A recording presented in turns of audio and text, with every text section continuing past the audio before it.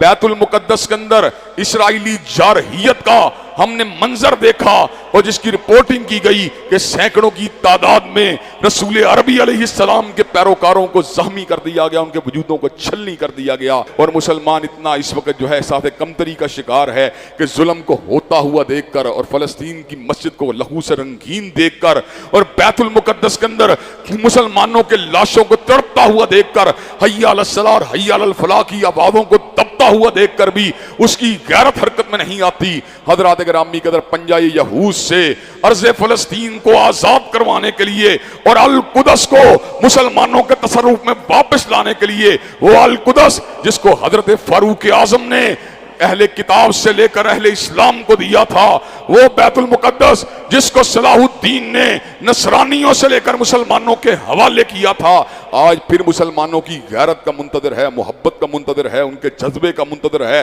ان کی تلوار کا منتظر ہے۔ حضرت علامہ اقبال نے کہا تھا، آج تجھ کو بتاتا ہوں تقدیر امم کیا ہے، شمشیر و ثنا اول طاؤس اور رباب آخر۔ ایسے عالم میں بتقاضۂ اخوت، رشتہ اخوت کے تحت ہماری یہ ذمہ داری بنتی ہے کہ اخوت اس کو کہتے ہیں چبھے کانٹا جو کابل میں تو ہندوستان کا ہر پیر و جواں بے تاب ہو جائے، کہ ہمیں ان کے ساتھ جو ہے یکجہتی کا اظہار بھی کرنا چاہیے اور ان مظلوم مسلمانوں کے لیے دعائے مغفرت بھی کرنی چاہیے، اور یہود جو جارحیت کا ارتکاب کرتے ہیں ان کے لیے اللہ تبارک و تعالیٰ سے غضب کی جو ہے دعا بھی مانگنی چاہیے۔ اللہ تبارک و تعالیٰ ہمارے مظلوم فلسطینی بھائیوں پر رحم فرمائے۔ اسرائیل جو ہے اس نے اپنے آپ کو مکمل طور پر علیحدہ کر لیا ہے، اور وہ سمجھتا ہے کہ اب وہ اس قابل ہو چکا ہوا ہے کہ اس پورے خطے کو خود کنٹرول کرے، اور اس کے اندر کسی طور پر نہ امریکہ کی نہ ویسٹرن ورلڈ کی مفادات اس کے اندر شامل ہوں۔ یہی وجہ ہے کہ اپنی پالیسی بھی خود ڈٹرمن کر رہا ہے، اپنے تعلقات بھی خود بنا رہا ہے، اپنے لوگوں کے ساتھ بہتر طور پہ آگے بھی چل رہا ہے، جہاں چاہتا ہے حملہ کرتا ہے۔ میں واضح کر دوں کہ اس وقت اسرائیل جو ہے دنیا میں سب سے بڑا ملک ہے جو اسلحہ فروخت کرتا ہے۔ پچھلے سال بھی اس نے $7 ارب کا اسلحہ جو ہے دنیا کو بیچا ہے۔ اسرائیل جو ہے وہ اس وقت 87% ڈرون بنا رہا ہے، جو آئندہ آنے والی جنگ کی سب سے بڑی ٹیکنالوجی ہوگی، کیونکہ اسرائیل کے پاس مین پاور کم ہے، تو وہ ڈرون کے ساتھ لڑنا چاہتا ہے، اس لیے وہ اس خطے کو خود دیکھنا چاہتا ہے، اور وہی ان کی خواب ہے، اور وہی ان کے تعلیمات اور تورات کی باتیں ہیں کہ جب آپ وہاں سے نکلیں گے ایک سہارے سے، اور پھر جب آپ لڑیں گے تو پھر اللہ تعالیٰ ان کو کہتے ہیں یہوہ جو ہے ہمیں نصرت دے گا۔ آپ سارے اسلامی ممالک اس بات کے اوپر جمع ہو جائیں کہ کسی اسلامی ملک کے اوپر حملہ ہمارے اوپر حملہ سمجھا جائے گا تو پھر اللہ تعالیٰ کی بھی بشارتیں ہیں، وہ 313 اکیلے کو نہیں ہے، کم من فیۃ قلیلۃ غلبت فیۃ کثیرۃ باذن اللہ، کتنے ہی کم تعداد کے لشکر کتنے ہی بڑے تعداد کے لشکروں پہ غالب آئے ہیں۔ کس بنیاد کے اوپر؟ اسلحے اور ایمانی قوت کی بنیاد کے اوپر۔ اور اگر 313 کا آپ نقشہ دیکھیں تو ان کے پاس اسلحہ بھی نہیں تھا۔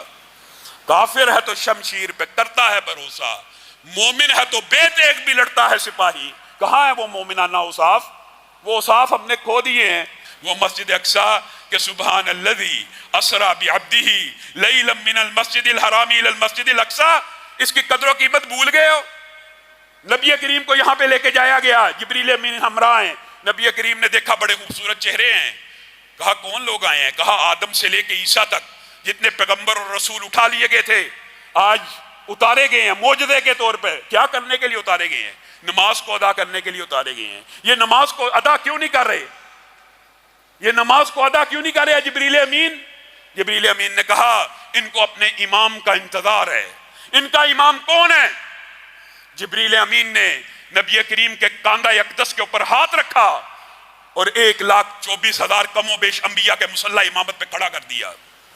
اسرائیل کو کوئی باضمیر بندہ کس اصول کی بنیاد کے اوپر تسلیم کرے؟ کیسے تسلیم کرے؟ اللہ رب العزت سے آپ سب لوگ، پھر بات وہی آ جاتی ہے، ہم دعائیں کر سکتے ہیں، اور کیا کریں؟ جہاد کرنے کا نام لیں تو پکڑ کے جیلوں میں ڈال دیا جائے گا۔ کوئی جہاد کی بات کر سکتا ہے؟ آج فرانس نے نبی کریم کی توہین کی ہے، فرانس کے خلاف جہاد کا فتویٰ دینے والا کوئی عالم دنیا میں موجود ہے؟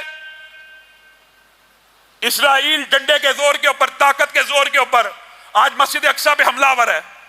حکمران دورے کر رہے ہیں، ایک دوسرے کی خاطر مدارت کر رہے ہیں، ایک دوسرے کی آؤ بھگت کر رہے ہیں۔ 55 اسلامی ممالک کے ضمیر سو گئے ہیں۔ یہ جو 1.5 ارب ہیں، وہ تو ظالم نے کہا تھا نا، یہ جو 10 کروڑ ہیں جہل کا نچوڑ ہیں، ان کی فکر سو گئی. آج 1.5 ارب مسلمانوں کی فکر سو گئی ہے.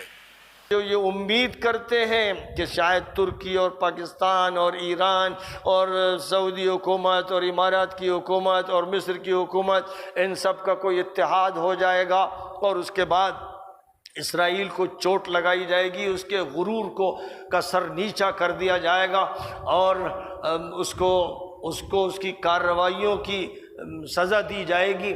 اگر ایسا سمجھتے ہیں کچھ لوگ تو میں ان کو بتانا چاہتا ہوں کہ یہ میری بات لکھ لیجئے، کہیں نوٹ کر لیجئے، ڈائری میں لکھ لیجئے تاکہ سند رہے کہ یہ نہیں ہوگا. یہ امید آل سعود اور آل نہیان سے اور مصر کے سی سے اور اسی طرح آس پاس کی دیگر حکومتوں سے کرنا بالکل فضول ہے، بیکار ہے، ایک واہمہ ہے، جھوٹی تسلی ہے، طفل تسلی ہے. جو چاہیے کہیے. معلوم ہونا چاہیے کہ یہ کام اگر کر سکتا ہے کوئی بلند ہمت حاکم تو وہ اردوغان ہے.